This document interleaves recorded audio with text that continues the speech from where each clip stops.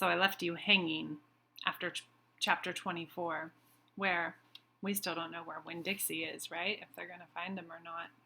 So chapter 25.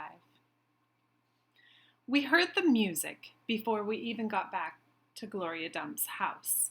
We heard it almost a block away. Wow. It was guitar playing and singing and clapping. I wonder what's going on, my father said. We walked up to Gloria Dump's sidewalk and around back through her yard and into her kitchen.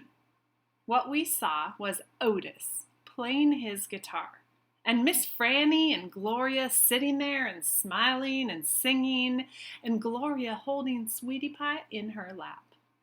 Amanda and Dunlap and Stevie were sitting on the kitchen floor, clapping along and having the best possible time. Even Amanda was smiling. I couldn't believe they were so happy when Winn Dixie was missing. We didn't find him, I shouted at them. The music stopped and Gloria Dump looked at me and said, "Child, we know you didn't find him. You didn't find him because he was right here all along." She took her cane and poked at something under her chair. "Come on out of there," she said. There was a snuffle and a sigh. "He's asleep," she said. "He's plumb wore out." She poked around with her cane again, and Winn Dixie stood up from under her chair and yawned. "Winn Dixie," I hollered. "Dog!" Gertrude squawked. Winn Dixie wagged his tail and showed me all his teeth and sneezed. I went pushing past everybody. I dropped to the floor and wrapped my arms around him. "Where have you been?" I asked him. He yawned again. "How did you find him?" I asked. "Well, now there's a story for you, Miss Franny Block.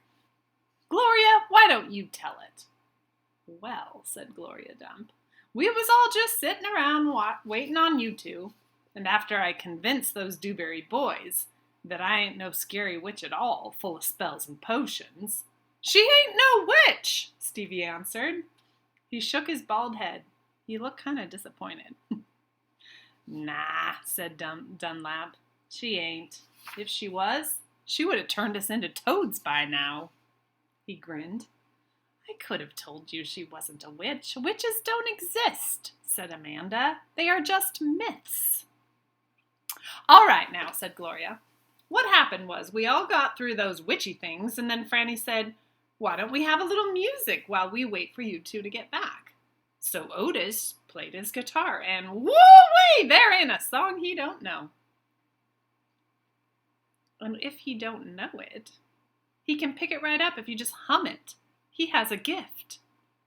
Gloria stopped and smiled over at Otis, and he smiled back. He looked all lit up from the inside. "Tell what happened," Sweetie Pie said. "Tell about that dog." "So," Gloria said, "Franny and me, we started thinking about all these songs we knew from when we were little girls. We got Otis to play them, and we started singing and teaching the words to the children. And then somebody sneezed," Sweetie Pie shouted. "That's right," said Gloria. "Somebody sneezed, and it wasn't none of us." We looked around, wondering who did it, thinking maybe we had a burglar in our house. And sure enough, there was another big achoo! Sounded like it was coming from my bedroom. So I sent Otis in there. I said, "Otis, go in there and see who's sneezing." So Otis went. And who did he find? I shook my head. "Winn Dixie," shouted Sweetie Pie. "That dog of yours was all hid under my bed. Squeezed under there like the world was about to end." But he was smiling like a fool every time he heard Otis play the guitar, smiling so hard he sneezed. My daddy laughed. "It's the truth," said Stevie. Dunlap nodded and smiled right at me. "So," Gloria Dump said, "Otis played his guitar right to that dog. And a little bit at a time, when Dixie came creeping peeping out from under the bed. "He was covered in dust," said Amanda. "He looked like a ghost," said Dunlap. "Yeah," said Sweetie Pie, "just like a ghost." "Mm-hmm," said Gloria. "Looked like a ghost. Anyway, the storm stopped for a while. And your dog settled in under my chair and fell asleep. And that's where he's been ever since, just waiting on you to come back and find him." "Winn, Dixie," I said. I hugged him so tight, he sneezed. "We were out there whistling and calling for you, and you were here all along." "Thank you," I said to everybody. "Well," said Gloria Dump, "we didn't do nothing. We just sat here and waited and sang some songs. We all got to be good friends. Now, that punch ain't nothing but water, and the egg salad sandwiches got tore up by the rain. You got to eat them with a spoon if you want the egg salad. But we have pickles to eat, and litmus lozenges, and we still have a party going on." My daddy pulled out a kitchen chair and sat down. "Otis," he said, "do you know any hymns?" "I know some," said Otis. "You hum it," said Miss Franny, nodding her head, "and he can play it." So my dad started humming something, and Otis started picking it out on his guitar, and when Dixie wagged his tail and laid back down underneath Gloria's chair.